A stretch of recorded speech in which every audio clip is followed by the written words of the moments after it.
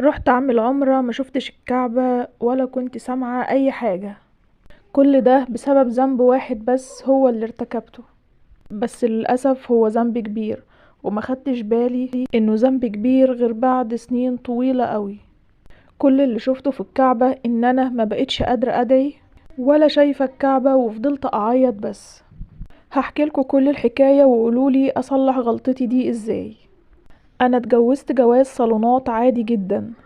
اهلي كانوا دايما يقولولي ان الراجل ما يعبوش الا جيبه، فاتجوزت واحد غني كان اكبر مني شوية، وللأسف مش كان في بينا اي مشاعر. وبعد لما اتجوزت بشوية كده لقيت صاحبة عمري اتجوزت واحد، كانوا هما برضو اتجوزوا جواز صالونات، بس هما يعني مش هو مش كان غني ولا هي اختارته علشان هو غني. هما اتجوزوا جواز صالونات عادي، بس هما يعني حبوا بعض جدا وما كانش فارق معاها يعني ان هو غني